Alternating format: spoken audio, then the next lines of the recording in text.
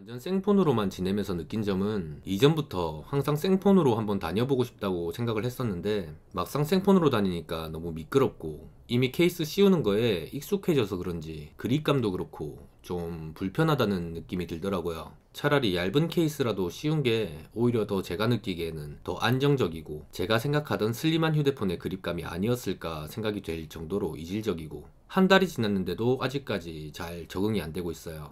뭐 계속 사용하다 보면 익숙해지겠죠? 개인적으로 케이스를 씌운다는 게 보호도 보호지만 이 테두리 부분이 액정보다 더 높이 올라와 있는 게 액정 스크래치 완화에 엄청나게 효과적이라는 결론이었어요. 정말로 생폰을 사용하고 싶으신 분들은 정말 애지중지 들고 다니실 거 아니라면 얇은 액정 필름이나 강화 유리를 부착하시던가, 그게 불편하다면 얇은 케이스 둘 중 하나는 꼭 사용하시는 편이 좋지 않을까 생각이 되네요. 언제나 변하기 마련입니다. 그래서 오늘은 스마트폰에 벗겨진 코팅을 복원해준다는 홀레포비 코팅액에 대해서 알아보려다가 한 꿈나무 유튜버가 1년 5개월 전에 만들었던 영상이 아무것도 모르면서 아는 척하는 게 너무 괘씸하다는 생각에 한번 반박해보려고 하는데요.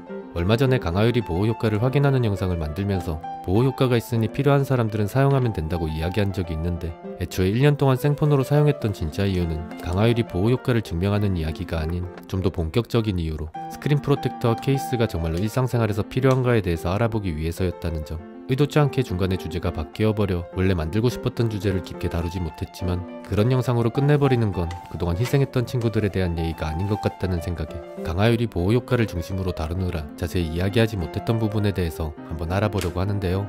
알아보는 김에 애플워치에 대해서도 자세히 알아볼 수 있을 것 같아 기대가 되더라고요. 생폰 상태로 1년간 사용했을 때 코팅이나 스크래치와 같은 디스플레이 상태에 대해서 자세하게 궁금하신 분들은 설명하면 영상이 너무 길어질 것 같아 이전 영상 참고해주시면 좋을 것 같고, 사용하면서 느꼈던 부분만 이야기하자면 자잘한 스크래치뿐만 아니라 깊은 스크래치, 떨어뜨리면서 생기는 프레임의 찍힘 자국까지도 처음에는 많이 신경 쓰이지만 시간이 갈수록 점점 익숙해져 갔고, 떨어뜨리더라도 특수한 상황이 아닌 경우라면 파손까지 이어지지는 않았는데요.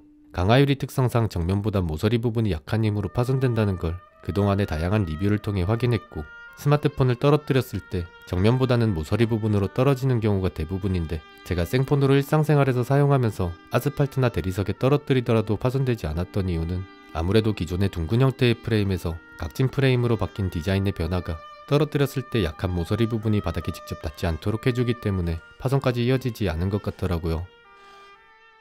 파손이 더 잘 되지 않는 이유가 유리가 점점 튼튼해지기 때문이라는 이야기도 있는데요. 제가 부숴보며 확인했던 결과로는 S22 시리즈에 탑재되었던 고릴라 글라스 빅터스 플러스가 월등히 튼튼했고, 애플 세라믹 실드나 빅터스 2는 스크래치 내성은 더 좋았지만 그 정도로 튼튼하다는 느낌은 아니었는데요. 제가 확인했던 유리들은 모두 최신에 출시된 제품들 기준일 뿐 이전 유리들은 알아보지 못했기 때문에 아낌없이 주는 우리 겔테니에게 물어보기로 했습니다.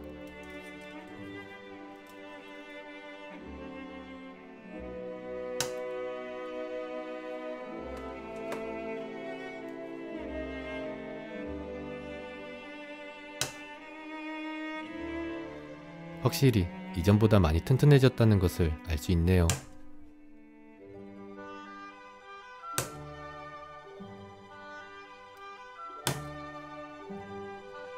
렌즈 부분은 사용하면서 스크래치가 거의 없다고 봐도 무방한 정도였는데요.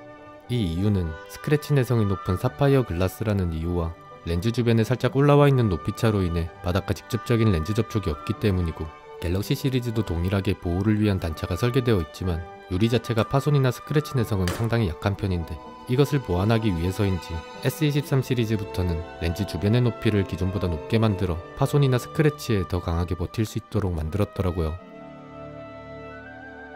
요즘 스마트폰은 카톡티가 심하기 때문에 카메라 보호 유리가 필수라는 분들도 있는데요.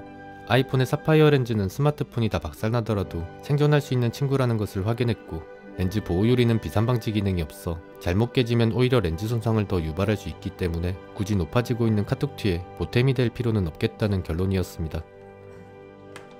애플워치는 이전에 알루미늄 모델과 스테인리스 모델을 비교한 적이 있는데요. 두 모델의 가장 큰 차이는 바로 디스플레이 유리.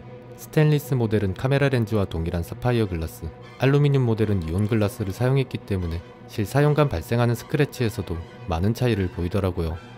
스테인리스 모델은 직접 커스텀한 부분을 제외하고는 육안으로는 스크래치가 거의 보이지 않았는데요. 매일 1년 동안 착용하고 있었음에도 아주 미세한 스크래치들만 생겼다는 것을 알 수 있었습니다.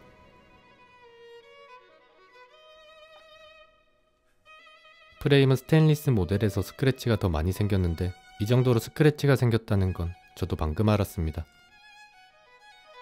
애플워치의 케이스를 사용하면 물론 보호할 수는 있겠지만 사용하는데 전혀 문제가 없고 파손되지도 않는 부분을 보호한다는 건 개인적으로 조금 과하다는 느낌이었는데 애플워치는 부숴보지 않았기 때문에 함부로 이야기할 수 없는 부분일 것 같아 이번 기회에 한번 부숴봤습니다.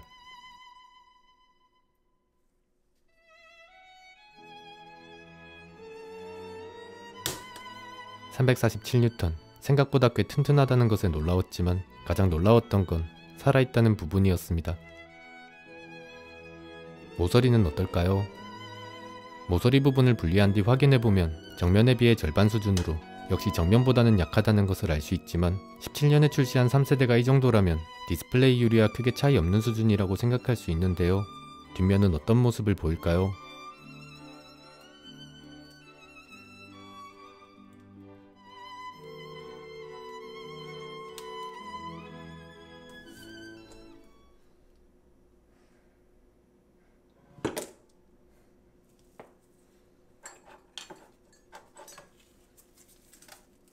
경도는 3번입니다.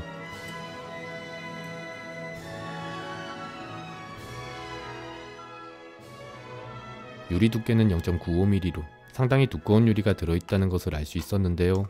충격량이라는 것은 떨어지는 물체의 무게에 비례하는 것이기 때문에 스마트폰보다는 파손될 위험은 낮지만 모서리로 부딪히게 되면 저세상으로 갈 수 있다는 점, 이런 이유로 좀 더 액티브하게 사용하기 위해 출시된 울트라 모델은 모서리까지 보호하기 위해 플랫하게 만들어진 것일지도 모르겠다는 느낌이었기에 다음 애플워치 시리즈를 리뷰할 때 조금 더 자세히 알아봐야겠다는 생각이 들었습니다.